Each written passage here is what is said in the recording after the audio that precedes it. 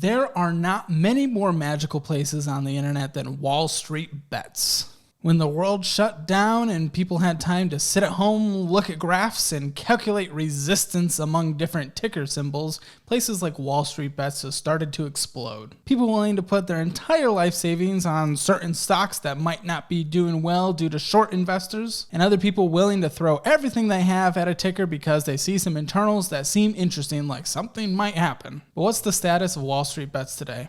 Let's check it out. But also make sure that you're subscribed as one of the first 50,000 subscribers here will win $1,000, and we're like 500 subscribers from hitting that. And yes, the main type of content on this channel is financial audit. However, I want to diversify what's going on here just to make sure we're keeping up the interest throughout the week. And this might be a new show that I want to do where I react to different clips and different articles and different things that are being found in the world of finance right now. And to start that off, WallStreetBets. Mr. Shitty Hotel Rooms. I kept buying the dip with the money I had saved for a house down payment. What should I do? This is at the top of the subreddit, and here we are. TMC, the metals company. I don't even know them. Lost $109 today, down $25,000. Yeah, that's a down payment for a home. Oh, especially depending on the area. That could be a halfway decent one. My goodness. I don't know much about this, but why are you buying the dip on this? Look, just 1 year. And then 5 years, you're buying... Okay, so what dip are you buying here? I guess you're buying the dip within the last 5 days, and I guess maybe it'll rebound to there, but look at over the last month, just down. Everything else in the market is down as well. 6 months down, 1 year down, or year to date down, 1 year down, 5 year down. What dip are we buying? We're buying the constant dip. This thing has done nothing but dip. Since it's been listed, 93.61% down. Clearly, you're trying to do a day trade or some kind of swing trade, and you just, your position ratio 100% in this trade. This is terrible. Down payment on a house. Okay, so 66.76% down. Yikes. Man, what would I do in this person's shoes? I would have no confidence in this ticker. I mean, I'd probably get out. Obviously, your losses aren't realized until you sell, but I would get out and try to retain this other, $18,000 you might have and rebuild this down payment on a home, because you should put a down payment on a home. What are you doing? And then you might be able to tax loss harvest with this, and who knows what you do and if you even would come close to owing that much taxes in general. But this was a bad move. Don't bet. Inversing Cramer is still the most reliable strategy. Yeah, Cramer is crazy. I know throughout like the 2008, 2009 financial crisis, he was like,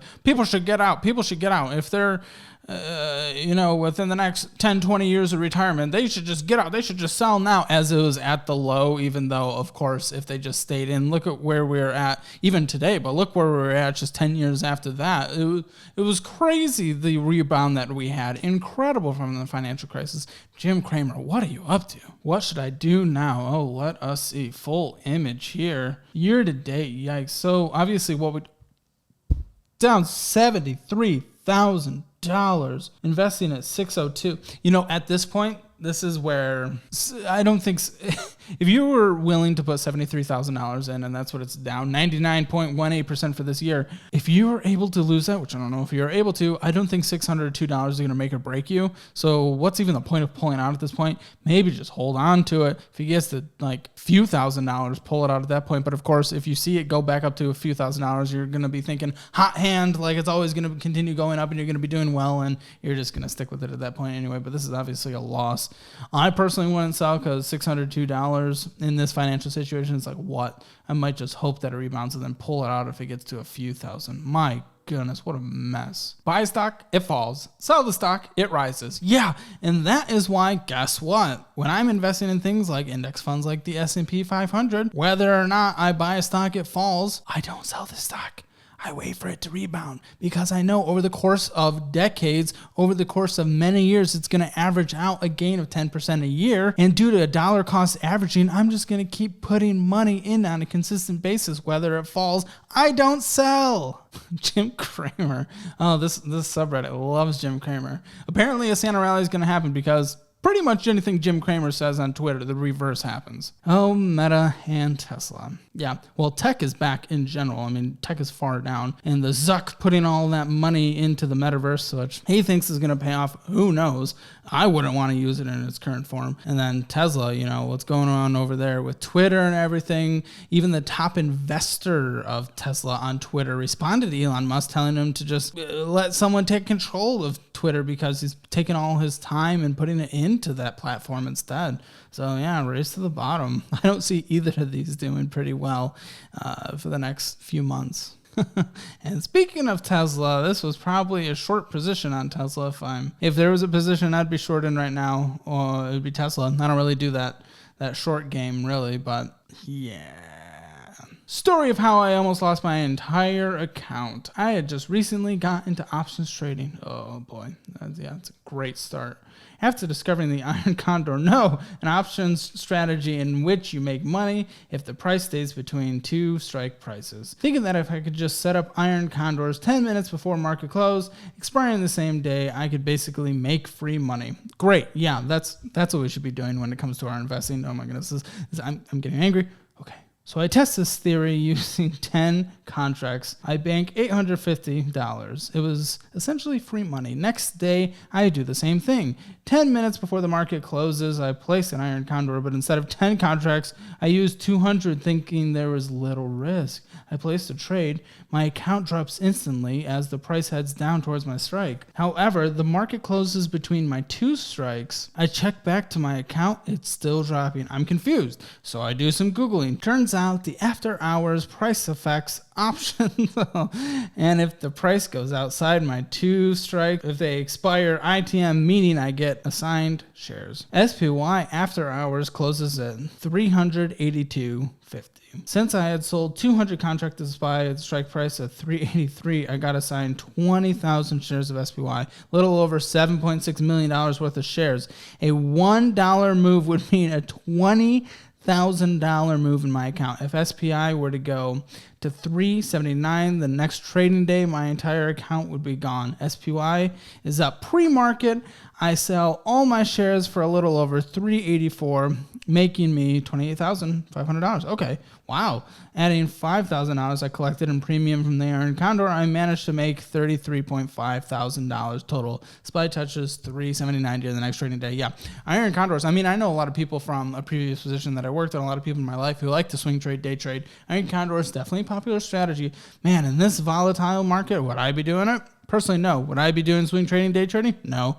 SPY, I love it in general because I love the index fund of the S&P 500. But man, with where everything's going right now, just up, down, and then pretty steady down in general. If you look over the course of year to date, this of course isn't something I would be doing. I'm glad you walked away with a profit, but my goodness, is the high blood pressure you had worth it? Oh no, I've lost over $75,000 on options this year. Here's how much I'm down on stocks. Christmas is canceled this year. Yeah, no. Oh, okay. You have $9.72 in there. Oh no. So your total value is down 88.13% or $64,305 with a total value left of $8,671. And again, not official financial advice. What I would do if I were in your shoes, I don't know. Depends what this $8,671 could do for you. I don't know what you invested in. I don't know what was done here. If they're just in, normal standard companies, index funds, stuff like that. Crap, did he say? Oh, it is an options trading. Never mind. I was going to say hold, but yeah, these options are going to expire at some point. Who knows when he got them for, how far out, but my goodness. Yeah, Christmas is canceled. Buddy, I think you're going to be walking away with like $8,000, losing $64,000. I'm so sorry. Stop wasting money.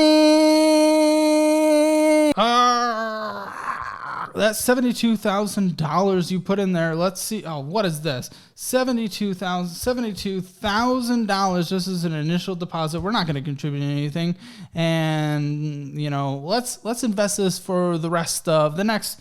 It just sits there for the next 30 years. Let's just assume you're in your 30s and then we're going to be looking to retire. Just with the average S&P 500, not accounting for inflation, with that average return. Dude, that $72,000 over the course of 30 years with an estimated return of 10%, it would be worth $1.84 million due to the blessings of compound interest. My goodness, you chose losing $62,000 over $1.2 million.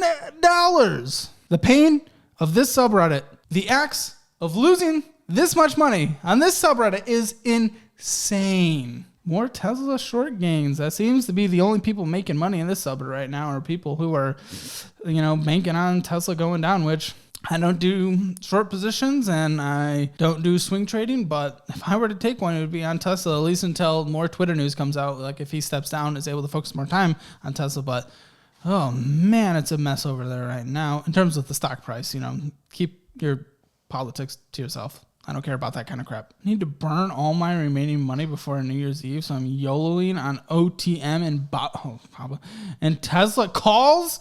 Tesla, you could have been making like everyone else, but you decided to do that. So all the money that you have to burn, $4,785 and $2,910, and of course, down 16%, down 8.8%. Why do you even have to burn money? What are you doing? What if we're just investing this money? Don't you want to use more money in the future? Imagine all the money you could burn in the future if you just simply invested this into into some index funds or into some mutual funds. Yeah, first comment, inversing you on Tesla. That seems to be the thread today. When does the recession start? People always like screaming, recession forever. Technically, we had a recession this year. The United States doesn't have an official definition, but it is, widely understood within economic circles. 2 quarters, GDP decline, economic recession. That is the official definition in the United Kingdom. They're our closest ally, so whatever. We already had one. A lot of people think one's going to be coming next year. We'll just have to wait. I don't bank my investments based on that. Elon Musk complains that running Twitter is a drain on his life savings and is in a lot of pain. Puts on Tesla. Is that when this all started? That was posted a day ago. They've been making money. Oh no, you feel sick to your stomach. Why? Please don't. Oh no. Oh, and the S&P 500. This is what? What did you do? What did you do here? Oh wait, you're comparing. Are you just sitting in cash? $770 in balances in the S&P 500 because your account value hasn't changed. Am I reading this wrong? I might be reading this wrong. But anyway, S&P 500, I'd just be getting in for the long run. Oh, just keep buying the dip, they said. Just keep buying the dip, they said. Well, I wouldn't be buying individual stocks in the dip, but in terms of the ones you bought, DocuSign maybe not. I don't know. What's the longevity of that? The pandemic spiked it hard. But Amazon, I'd be bullish on that in general. Hertz, I don't know. NVIDIA, I don't know. Citigroup, I don't know. Costco, oh, okay. Well, maybe what you're getting in general, buy the dip, keep buying the dip. Yes, at some point this will be considered the dip. In terms of these individual stocks, I have no idea. In terms of the S&P 500, yeah, this will be considered the dip. There will probably be more dip to come, but likely you're buying at a discount. For these individual stocks, I don't know, and that's why I don't play in individual stocks. My goodness. This dude is trading frickin' coal. The leader in the energy market is natural gas and other resources keep falling. Yeah, I guess that makes sense. Right now, gas at the pumps is lower than it was a year ago. It's like the only good thing we're seeing when it comes to prices, and coal isn't overly competitive, especially with different subsidies we see in the marketplace.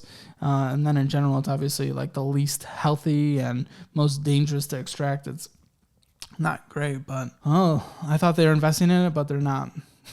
Maybe they would have made money though. But yeah, that is Wall Street Bets today. People still going crazy and losing all their money. I would never do crap like this. I don't do crap like this. I know people in my life that do. I know some that do well. And I know the majority that lose money, because the vast majority of people that swing trade or day trade lose money. What is it, like 80%? It's brutal. I just buy index funds like the S&P 500, and I buy into good mutual funds that have an average rate of return of like 11%, 12%, even 13% with Infidelity. That's what I do. Hammer financial score of Wall Street Bets, 0 out of 10. They're following the opposite advice that pretty much any financial advisor would ever give you. So follow all the fun links in the description, including my socials. Subscribe.